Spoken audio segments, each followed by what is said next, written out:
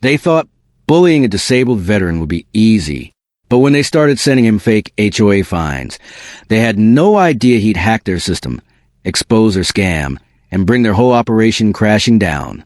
Jamal Carter had spent most of his adult life in uniform, serving overseas, braving harsh conditions, and carrying out orders with discipline and honor. After years of active duty and a leg injury that forced early retirement, all he wanted now was peace and a place to call home. When he purchased a small single-story house on a quiet tree-lined street in a suburban town in Georgia, it felt like a reward well earned. The neighbors waved politely, the lawns were neatly trimmed, and children played in the cul-de-sac. It seemed perfect. He used his VA benefits, paid everything legally, and signed every document twice to ensure nothing was left to chance. No mention of an HOA was made during the sale, and the property deed had no binding community rules attached. Jamal, a man of detail, had checked it all. He moved in mid-spring, set up a modest flagpole in his front yard with the American flag, and began adjusting to civilian life. It was quiet, just as he hoped. He would wake up early, sip his coffee on the porch, greet the mail carrier by name, and wave to the kids on their way to school. His days were slow, reflective, and filled with small routines that brought comfort. But that peace didn't last long. One morning, a plain white envelope was slipped into his mailbox. No stamp, no official return address, just a printed label that read, Neighborhood Compliance Committee, Urgent Notice. Inside, a single sheet of paper stated he was in violation of Regulation 3.1 for an unauthorized flagpole installation and owed a $150 fine, payable within 10 days to the Cedar Grove HOA. Jamal stared at the notice, confused. He had never heard of Cedar Grove HOA. He double-checked his documents. There was nothing. No HOA disclosures, no mandatory fees, nothing binding him to any association. He assumed it must be a mistake. The next day, he went to a few neighbors to ask about the HOA. Mrs. Lee across the street had lived there for 20 years and laughed when he asked, "HOA? We don't have one. That's why I moved here after retiring. No one breathing down your neck about your grass length or mailbox color," she said. That gave Jamal some comfort. Maybe the letter was sent by mistake to the wrong address. But a week later, another envelope appeared. This one fined him $250 for non-compliant landscaping. The letter claimed his hedges were 4 inches too tall and obstructed visual harmony with adjacent properties. The tone was more aggressive. It warned that repeated non-compliance could result in legal action and potential liens on the property. Now Jamal was uneasy. He walked around the neighborhood, noticing that several other houses looked much less visually harmonious than his, but had no such notices. He asked another neighbor, a younger couple who moved in 2 years ago. They looked surprised.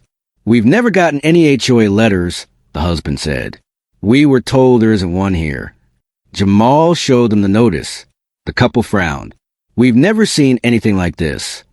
He took the letters inside and examined them more closely. They weren't on letterhead. There was no seal or contact number. Just vague threats and a P.O. box address listed for payments. That was a red flag. Still, the letters kept coming. By the end of the month, Jamal had received 4 more notices for having a garden hose visible from the curb, for unapproved window curtains, and even for placing a chair on a front porch not matching approved community aesthetics. The fines now totaled over $1,000. Every time he thought it might be the last, another envelope showed up, always slipped into the mailbox at night. No one ever knocked. No official representatives ever visited. Jamal had lived through war zones. He had seen people lie and manipulate. Something about this felt off, more than just neighborhood politics or strict rules. It felt like a targeted operation. He noticed that the only people on his block who seemed to receive these notices were minorities, immigrants, or older veterans like himself. Everyone else lived without interference. He called the county office and asked if Cedar Grove HOA was a registered association. After searching their system, the clerk responded, "Sir, we have no record of any active HOA for your neighborhood." That confirmed what Jamal had already begun to suspect. The HOA didn't exist. Someone or some group was running an illegal, unregistered fake HOA. They were impersonating authority, extorting money through fear, and targeting specific residents. And Jamal Carter, disciplined, detail-oriented, and fiercely principled, wasn't about to let it slide. As the next letter arrived, demanding payment or risk legal enforcement, Jamal didn't panic. He placed the envelope in a file marked evidence and quietly began planning his next move. He had fought bigger battles before. But this time, the battlefield was his own front lawn. The fines continued with increasing intensity. Each envelope arrived without warning, always tucked neatly into Jamal's mailbox without a postmark, and always demanding more money. The language used became bolder, shifting from warnings to ultimatums. The next notice accused him of violating Regulation 4.2 by having his trash cans visible for more than 2 hours after collection. The fine, $175. Another arrived the following week stating his mailbox didn't meet community-approved design standards and carried a $300 penalty. None of these so-called rules were ever explained or referenced in any official documentation. There were no bylaws, no handbook, no list of regulations he could refer to, just vague code violations and escalating threats. Jamal started documenting everything. He purchased a file organizer and labeled each section by date and violation. He photocopied the envelopes, the notices, even the ink patterns to study the similarities. Each one appeared to be printed on the same type of low-grade paper, using the same home printer, and formatted with slightly misaligned margins, far from what any real homeowners association would send. Still, the notices kept coming. As the fines piled up, a new element was introduced: deadlines. The latest letter gave him 7 days to comply or face further consequences. Jamal knew what that meant in the world of real HOAs. It could include property liens, legal proceedings, or damage to one's credit. But the idea that someone could weaponize that fear through fraudulent means felt even more dangerous. What about the residents who didn't question it? What if someone had already paid these so-called fees without realizing the scam? Jamal began asking discreet questions around the neighborhood. He visited homes on either side of his and spoke with the residents under the pretext of community concern. One elderly Latina woman admitted she had paid over $600 in the past year to avoid trouble. A Somali refugee family 2 blocks down had been fined for having too many cars in their driveway, even though all belonged to family members. A single mother of 3 received notices for unsafe toys in the front yard, which included a tricycle and a basketball hoop. The pattern was impossible to ignore. Minorities, immigrants, and vulnerable residents were being targeted systematically. Each story added fuel to Jamal's resolve. He made a spreadsheet tracking every person he spoke to, every notice they received, and the amounts paid. The data revealed a clear racial and socioeconomic bias. Families that were white, well-off, or connected to long-standing community circles seemed untouched.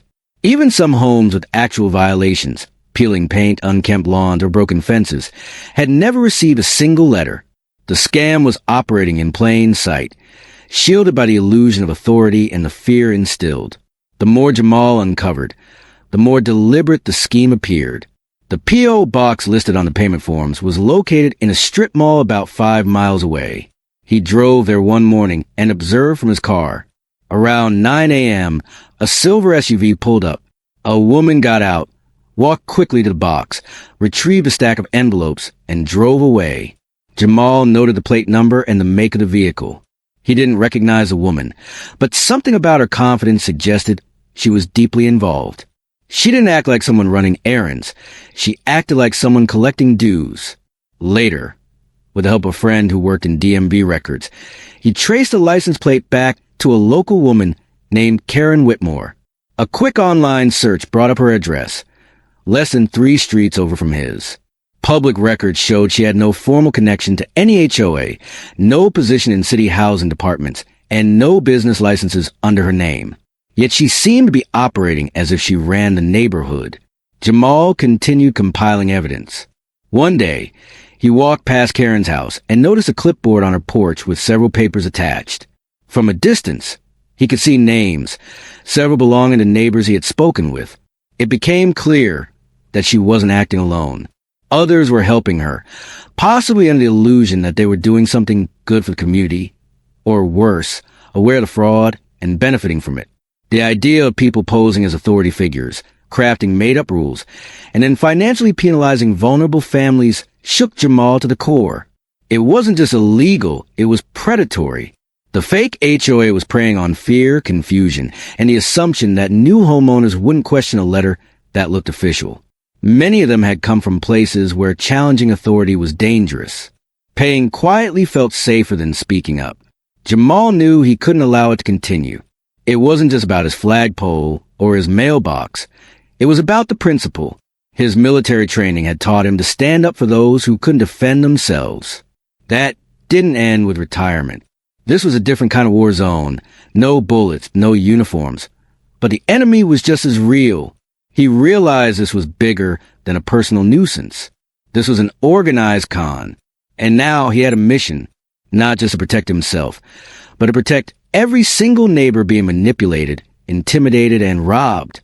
The battle line had been drawn, and Jamal Carter was ready to fight back, this time with evidence, strategy, and justice on his side. Jamal's quiet investigation began turning into a full-scale operation. The more he uncovered, the more calculated and deliberate the scam appeared. He wasn't just dealing with one person. He was dealing with a network. Everything pointed to a small group of neighbors operating under the false identity of an HOA.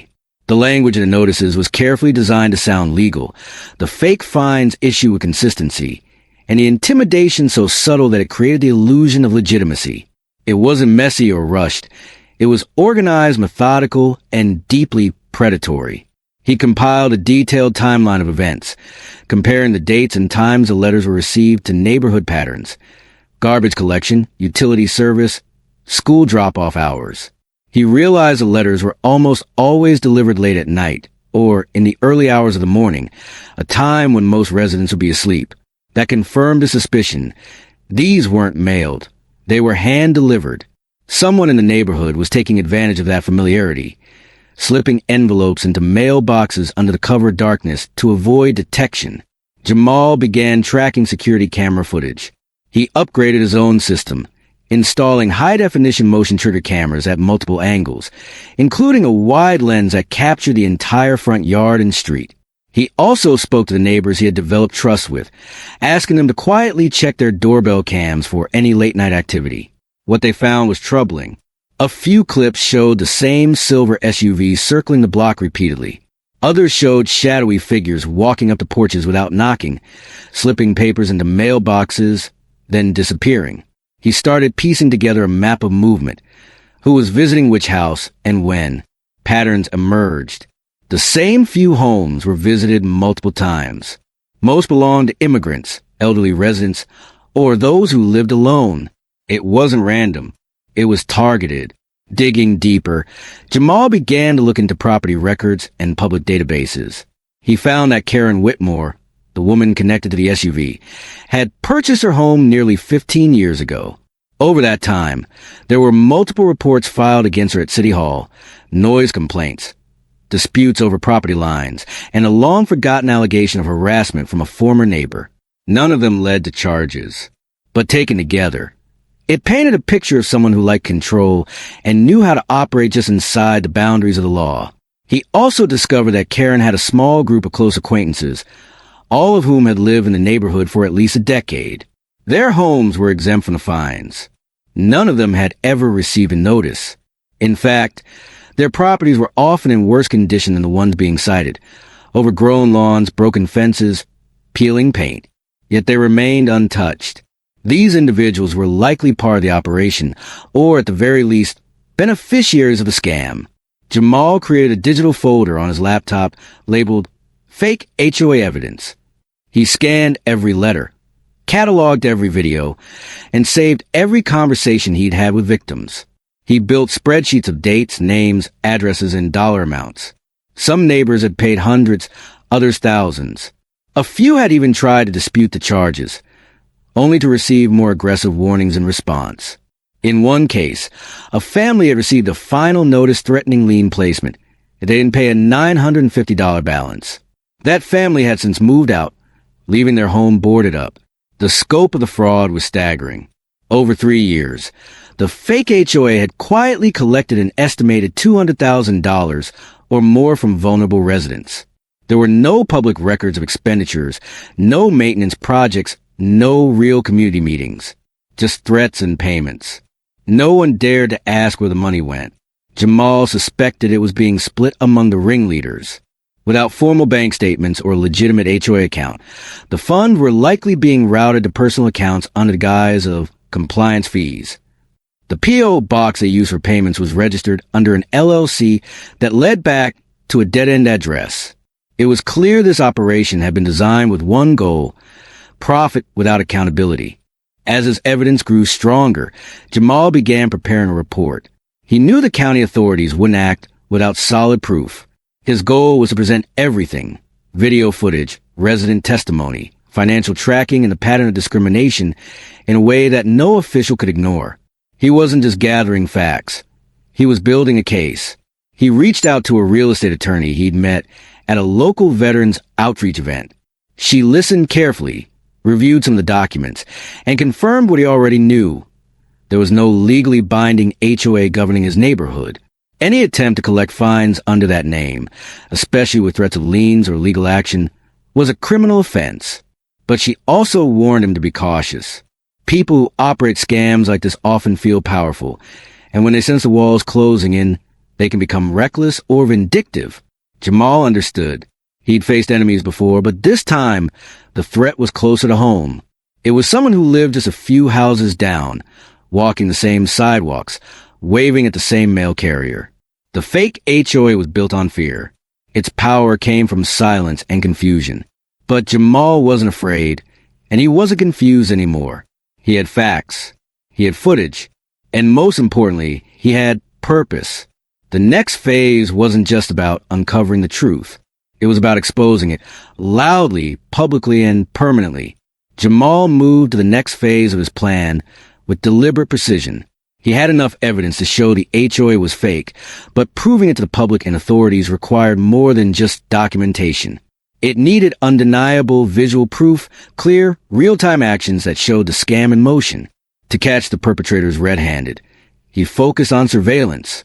He installed a network of hidden cameras not just around his home, but also worked with trusted neighbors to place discreet cameras on porches, fence posts, and near mailboxes where the fake notices were usually slipped in.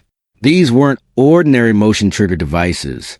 They included infrared night vision, timestamp overlays, and high-definition facial capture. Jamal didn't want shadows or speculation.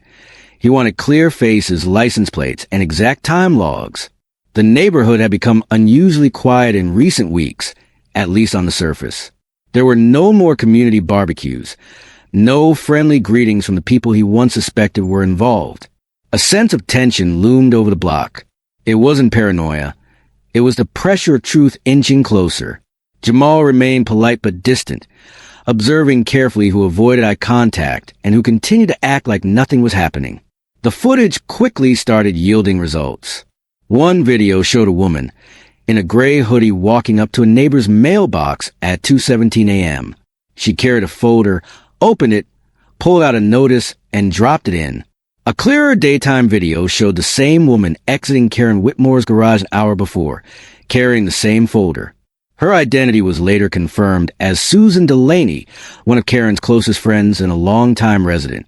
A second clip from another camera caught a man, identified later as Mark Renshaw, driving slowly down the street, turning off his headlights as he approached mailboxes. He would stop for exactly 12 seconds, long enough to deliver a document, then drive off. These videos, combined with date-stamped letters and matching times, formed a pattern that could no longer be denied. Jamal updated his digital archive with each new clip. Every individual involved was added to a chart: name, address, actions, known associations. He noted who was delivering, who was printing, and who was receiving the payments. The pieces formed a hierarchy. Karen was clearly the orchestrator, with Susan and Mark handling the physical work. Two others, Lisa Brennan and Craig Muller, appeared less frequently, but were spotted attending informal gatherings at Karen's house, often on weekends, with clipboards and laptops in hand. Karen's home became a central point of focus. Cameras positioned across the street captured her front yard, driveway, and mailbox. Over several days, she was recorded unloading boxes from her SUV, boxes that were later matched to bulk office supplies, reams of paper, ink cartridges, manila envelopes. One video clearly captured her removing a printed notice from a printer, folding it, sealing it into an envelope, and handing it to Susan. No attempt was made to conceal the operation, likely because they never expected someone to be watching. In addition to surveillance, Jamal tracked payment flows. He obtained public banking information tied to the P.O. Box's LLC registration. The LLC was a shell entity registered under the name Cedar Community Maintenance Services. On the surface, it sounded official, but the business license had expired 2 years ago. Further searches showed no tax filings, no business activity, and no formal connection to any property management company. What he did find was a trail of small deposits, just under the IRS reporting threshold, into multiple personal bank accounts. The names tied to those accounts matched the same individuals he had filmed. It was a scheme built to avoid detection, using just enough variation to stay under regulatory radar. But Jamal's military background trained him to spot small inconsistencies, and that skill had become his greatest asset in unraveling the operation. While collecting this digital and financial evidence, he began compiling personal testimonies from residents who had been targeted. Many were initially hesitant, fearful of retaliation. But when shown the proof, the video footage, the banking trail, and the fake business filings, they agreed to speak on record. Jamal created a secure database of affidavits, with names redacted for those who requested anonymity. Each story added emotional weight to the legal evidence. It wasn't just a scam, it was harassment, racial profiling, and financial exploitation. The final piece was discovering the scope of coordination between the perpetrators. Through open-source Wi-Fi scanning, Jamal detected a private shared network originating from Karen's house. It was labeled Cedar Grove Board. Devices tied to that network included laptops belonging to Lisa Brennan and Craig Muller. This confirmed the existence of a digital coordination hub, likely used to manage victim lists, payment records, and notice templates. It was a fake HOA with real infrastructure, emails, cloud storage, task calendars, all operated out of Karen's basement. Jamal saved screenshots of shared devices and metadata.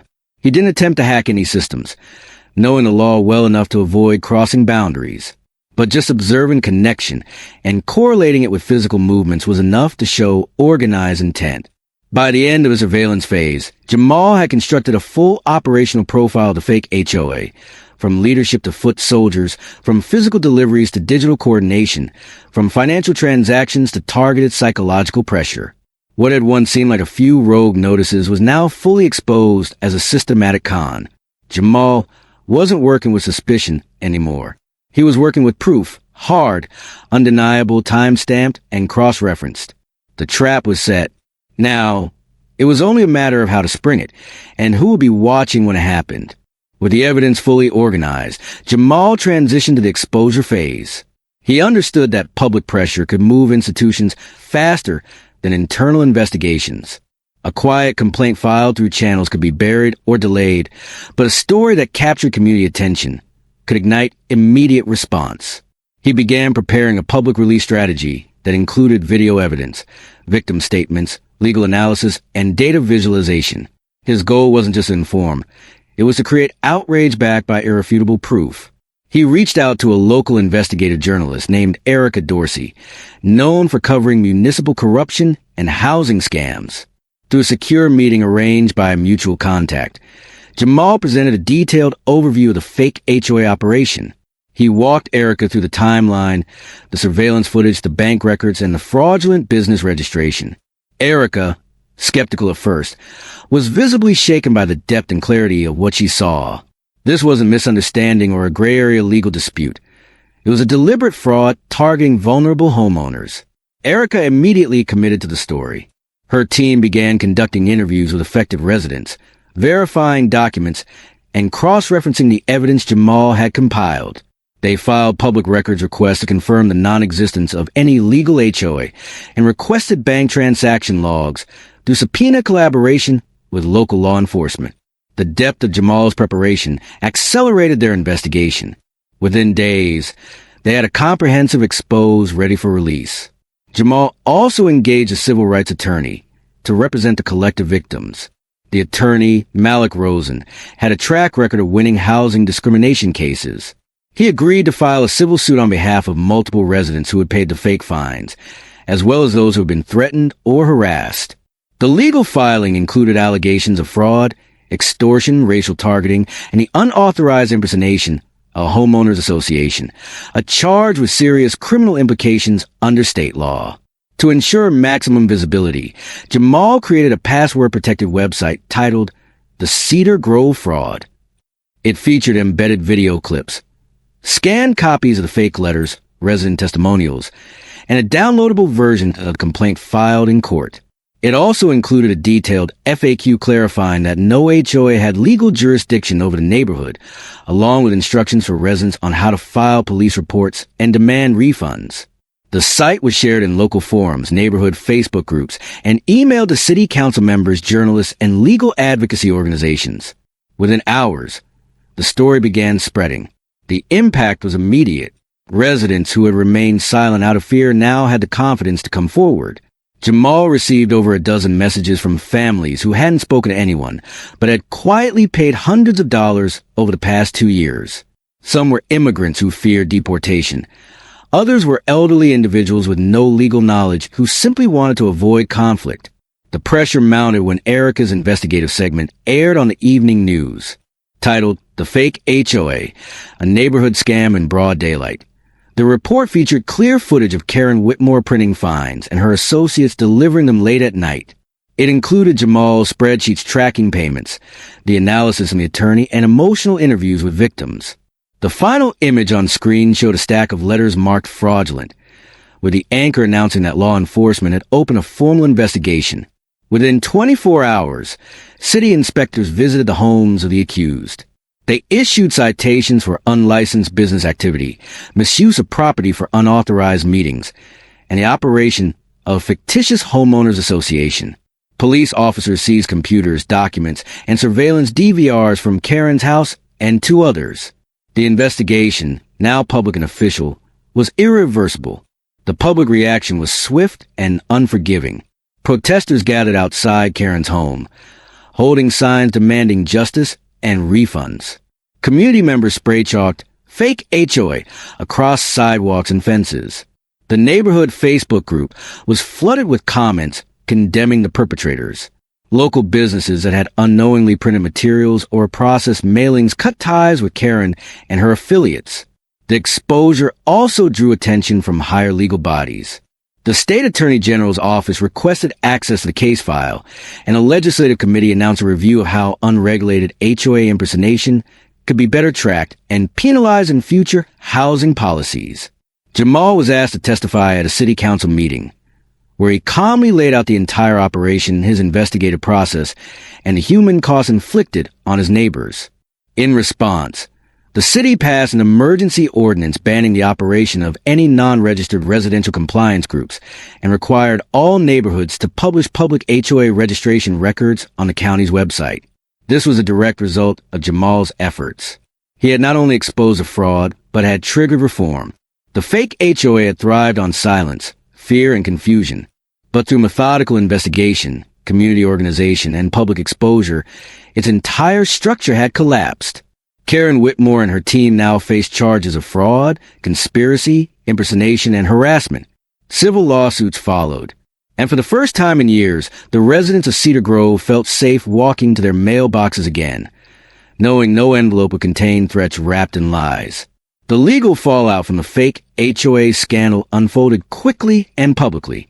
With the media continuing to follow the story, Karen Whitmore and her associates found themselves at the center of a full-scale criminal investigation. Charges were filed within days of the news broadcast, including fraud, mail fraud, conspiracy to commit extortion, and impersonating a legal entity. The evidence collected was overwhelming. Prosecutors had video surveillance, financial records, victim statements, and a digital trail of communications between conspirators. There was little room for defense. Karen, once considered an influential figure in the neighborhood, saw her reputation evaporate overnight. Her former supporters distanced themselves. Her business license, which had been used to print and distribute the fake notices, was revoked by the city. Several of her alleged accomplices, facing significant legal exposure, chose to cooperate with authorities in exchange for reduced charges. Their testimony further confirmed the coordinated nature of the scam.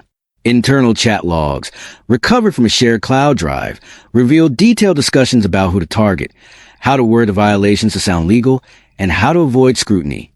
Public outrage intensified as more residents came forward. Over 50 families reported receiving similar notices. Some had paid small fines and written them off as a nuisance. Others had paid hundreds or thousands of dollars, believing they were avoiding legal trouble.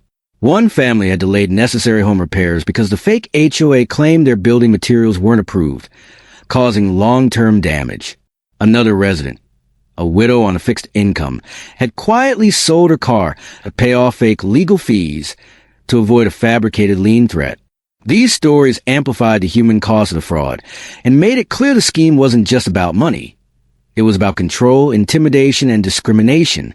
The civil lawsuit filed by Jamal's attorney expanded to include emotional distress, punitive damages, and a class action designation.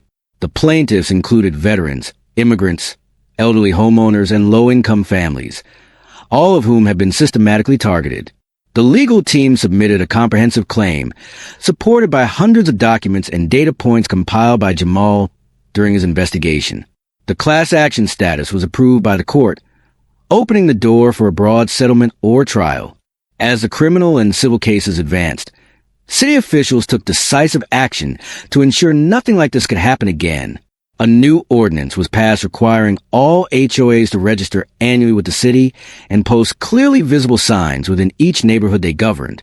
Additionally, any organization collecting dues or issuing compliance notices had to submit proof of legal standing and publish contact information for a designated public liaison. Fines for impersonating an HOA or issuing fraudulent fines were raised dramatically, classified as felonies under updated state law. In recognition of his efforts, Jamal received a formal commendation from the mayor's office. He was praised for his courage, diligence, and leadership. A resolution was passed declaring a citywide Homeowner Integrity Day to raise awareness about housing rights and fraud prevention. Local organizations began offering free legal aid clinics for homeowners unsure of their HOA status or facing suspicious notices. Jamal declined media attention beyond what was necessary to support his community. He redirected all public speaking offers to focus on policy change and education. His priority remained protecting his neighbors and ensuring they could live without fear. He continued to work quietly behind the scenes, helping victims navigate refund claims and organizing community watch meetings to discuss ongoing issues.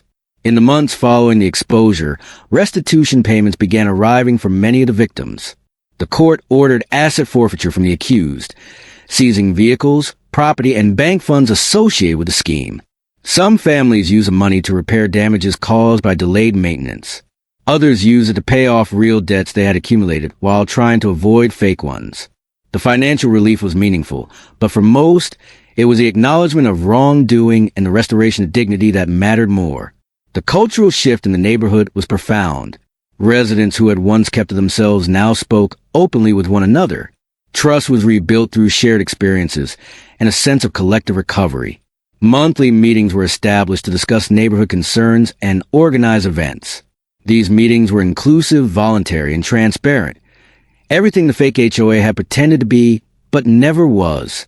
A new community board was eventually formed, not as a governing body, but as a resource group to assist homeowners with legal questions, maintenance challenges, and neighborly disputes. It operated with public oversight, posted meeting notes online, and rotated leadership roles every 6 months to prevent consolidation of power. Jamal was invited to serve as an honorary advisor, though he insisted on only providing guidance when asked. The fake HOA scandal had started as a scheme hidden behind paper notices and forged authority. It ended with sweeping legal, cultural, and institutional change. The neighborhood of Cedar Grove, once divided by fear, became a symbol of resilience and justice. Through careful planning, community effort, and unrelenting pursuit of truth, a small group of residents, led by one determined veteran, dismantled a criminal operation, and built something better in its place. As Cedar Grove settled into a new era of transparency and safety, the story of the fake HOA reverberated far beyond the neighborhood's modest streets. Local news coverage gave way to regional attention, and eventually national outlets began picking up the story. Journalists framed it not only as a tale of suburban corruption, but as a broader commentary on how unchecked authority and exploitation could quietly take root in ordinary communities. Jamal's name was often mentioned, though he remained largely in the background, careful not to let the attention overshadow the collective effort of his neighbors. Advocacy groups and legal watchdogs began citing the case in discussions about housing justice, particularly in underregulated suburban developments. The fake HOA operation was used as a prime example of what could go wrong when transparency, legal oversight, and civic engagement were lacking. Several law schools requested permission to use the case as part of their curriculum in property law and civil rights seminars. Housing forums online, usually filled with routine maintenance questions and landscaping tips, lit up with discussions about the Cedar Grove case. Homeowners across the country began double-checking their HOA documents, verifying registrations, and questioning unfamiliar notices that might otherwise have gone unquestioned. One of the most meaningful consequences came in the form of state-level legislative change. Inspired by what had happened in Cedar Grove, lawmakers proposed a bill called the Homeowner Fraud Prevention Act.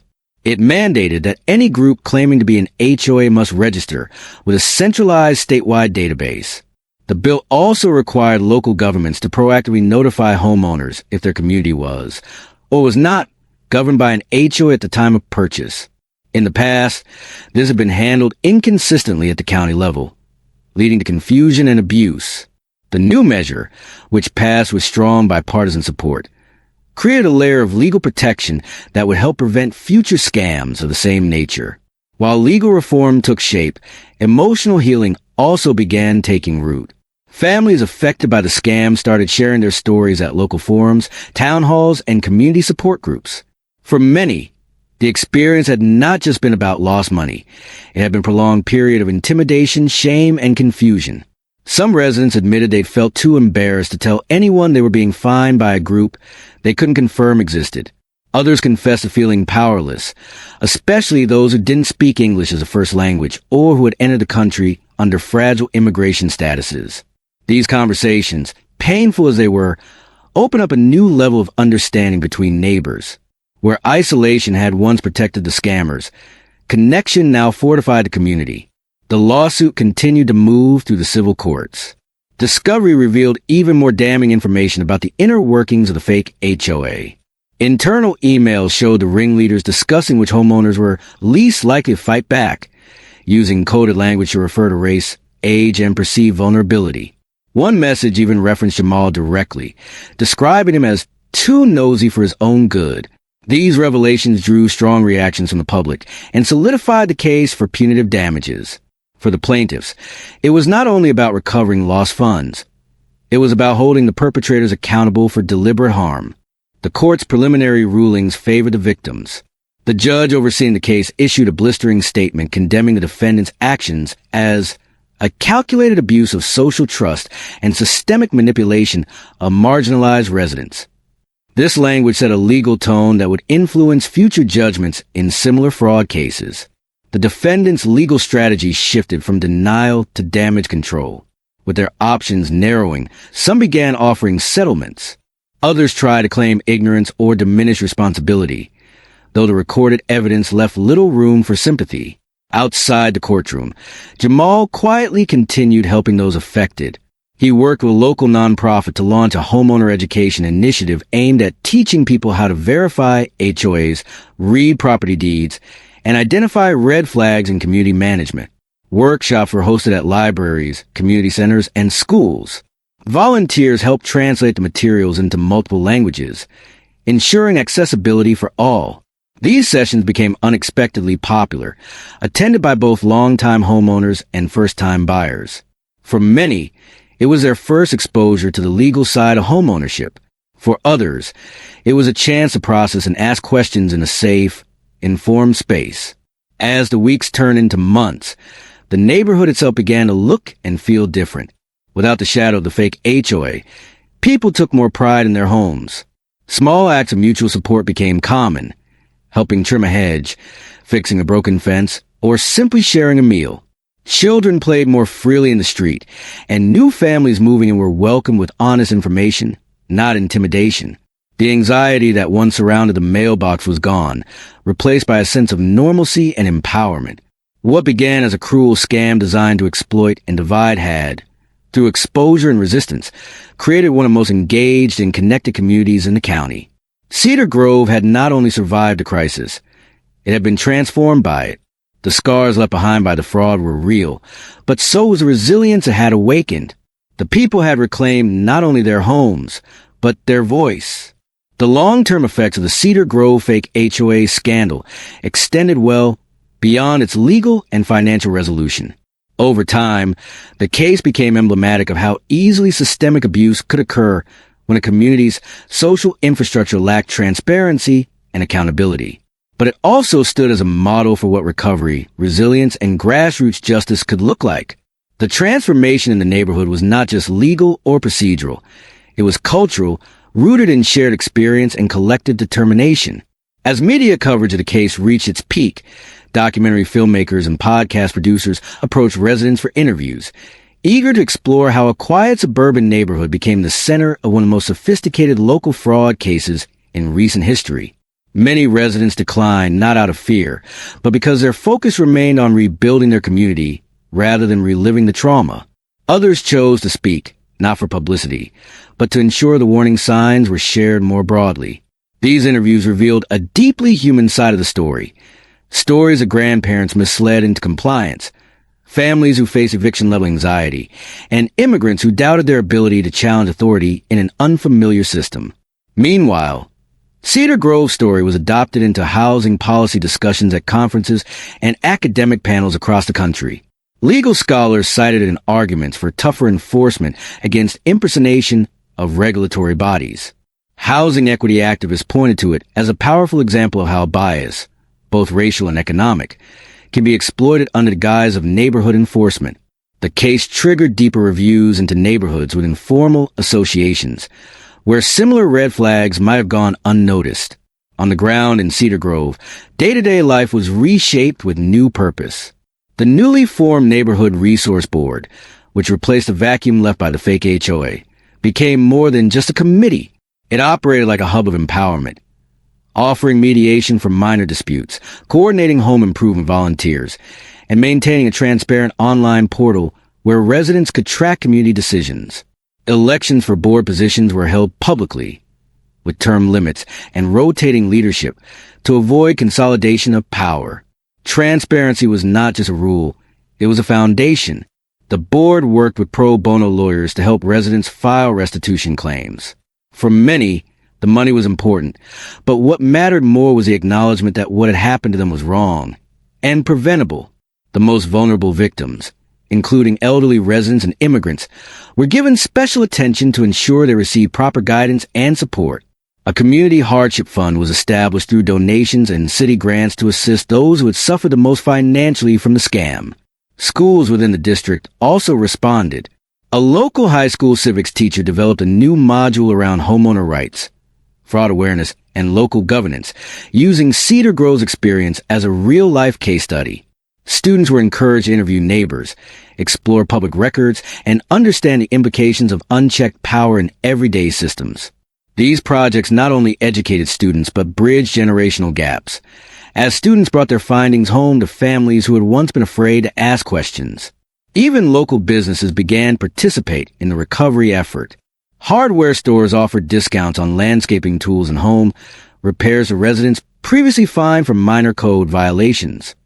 A neighborhood cafe hosted monthly coffee and conversation, events where residents could casually discuss ideas for community improvement or ask questions about civic matters. This casual engagement built a sense of shared ownership, replacing the secrecy and fear that had once ruled the area. The perpetrators, meanwhile, faced the consequences of their actions. Court hearings moved forward, and guilty pleas were entered. In addition to financial penalties, several were ordered to perform community service and attend ethics rehabilitation programs. Public apologies were issued, though the sincerity of some was questioned. Regardless, the legal system made it clear that Cedar Grove's experience would not be treated as an isolated incident, but as a precedent-setting case. One of the more unexpected outcomes of the entire ordeal was a solidarity that formed among residents who had never interacted before. The scam had crossed lines of language, age, and background, and so did the recovery. Lifelong residents formed friendships with newer immigrants. Retired veterans worked side by side with young professionals. Sunday potlucks replaced HOA memos. Trust that had once been fractured was now forged through shared vigilance. The neighborhood continued to attract new homeowners, but this time with full disclosure and informed decisions. Real estate agents now proudly mention the area's commitment to transparency, civic engagement, and diversity. What had once been a selling point built on false authority had been replaced with one built on truth and trust. Cedar Grove's journey, from targeted deception to collective empowerment, was not a simple story of exposure. It was a testament to the power of persistence, the importance of legal knowledge, and the resilience of ordinary people facing extraordinary injustice. Though the letters had stopped and the courtroom battles were being resolved, the legacy of what had been built in the aftermath would continue shaping the community for generations to come. As time passed, Cedar Grove became more than just a neighborhood. It evolved into a case study in recovery, resilience, and democratic empowerment. What started as a small fraud operation carried out under the illusion of a homeowners association ended up catalyzing long-term change far beyond its borders.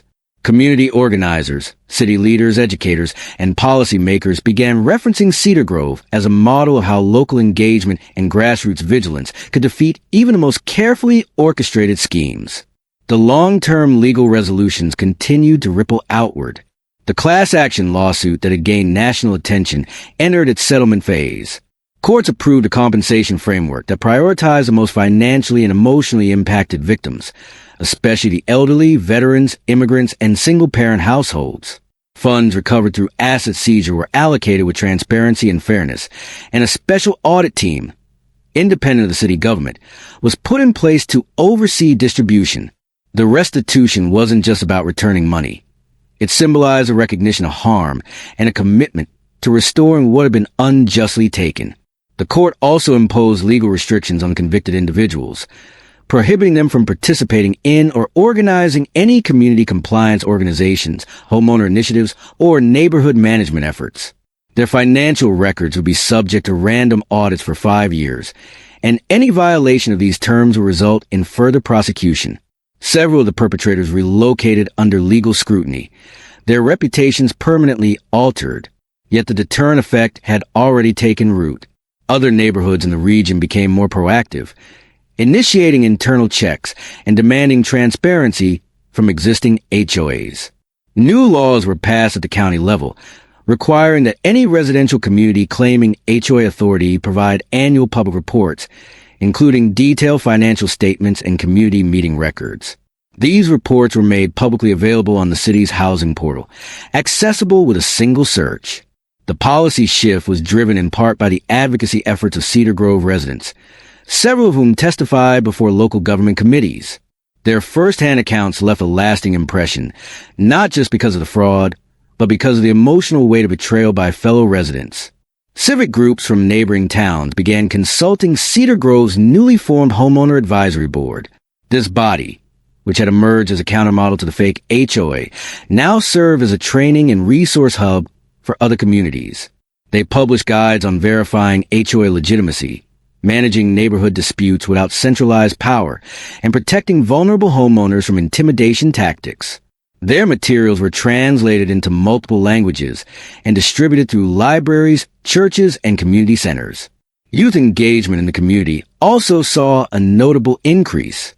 Local schools developed homeownership education projects that incorporated legal rights, civic duties, and the importance of community watchdog practices. Some students volunteered to assist in community service efforts, helping elderly homeowners repair fences or tidy lawns, chores that had once been used as tools of coercion by the fake HOA. Now, these same tasks were being completed with mutual respect and cooperation, not threats and fines. For the residents of Cedar Grove, the most profound transformation wasn't legal, it was cultural. The fake HOA had operated in darkness, capitalizing on isolation and silence. But in the aftermath, silence was replaced by dialogue. Neighbors no longer hesitated to knock on each other's doors to ask questions or offer help. Block parties, book clubs, and community cleanup days became regular fixtures. A sense of shared stewardship took hold, replacing the fear-based compliance that had once defined the neighborhood dynamic. The front lawns that had been judged and fined under fake aesthetic codes now flourished freely, each reflecting the identity of its homeowner. Some chose neatly manicured hedges. Others planted flower beds, erected flags, or added benches. The diversity of expression wasn't just tolerated.